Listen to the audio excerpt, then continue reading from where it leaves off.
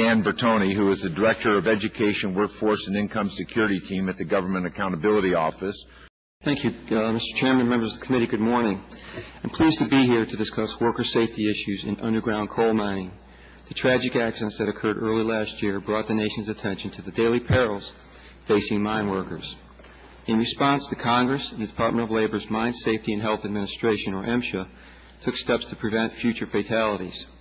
The Mine Improvement and New Emergency Response Act of 2006 required mine operators and MSHA to undertake a variety of reforms to enhance emergency response. MSHA also implemented several new safety and health standards. However, additional actions are needed to further enhance mine safety.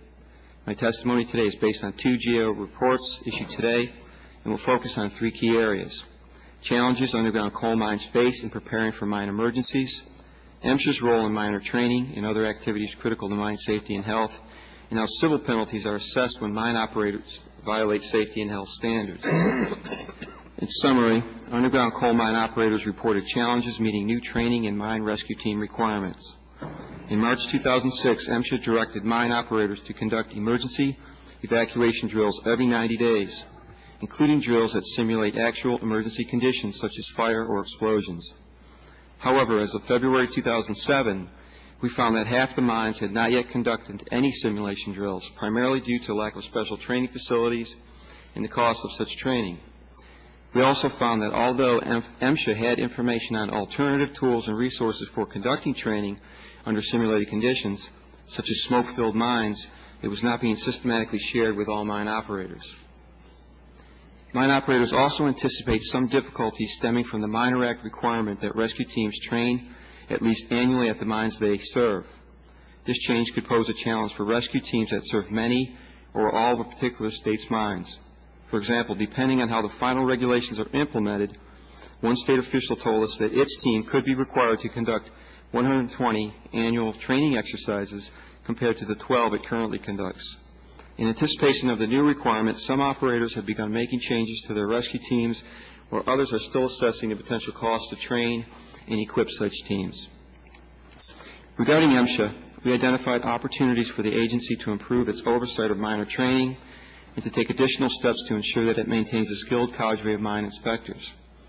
MSHA approves mine operators' training plans and inspects their training records, but does not have consistent standards for certifying instructors, current information on instructor location or skills, or any continuing education requirements for approved instructors to ensure that they update their knowledge of emerging safety and technology issues. MSHA also does not adequately evaluate training sessions or assess how well miners are learning the skills being taught.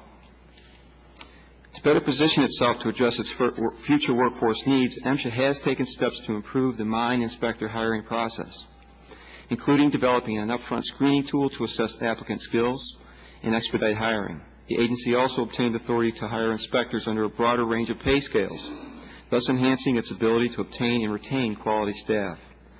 However, MSHA has not yet developed a comprehensive strategy to address impending retirements to ensure that it continues to meet its mission goal of enhancing mine safety.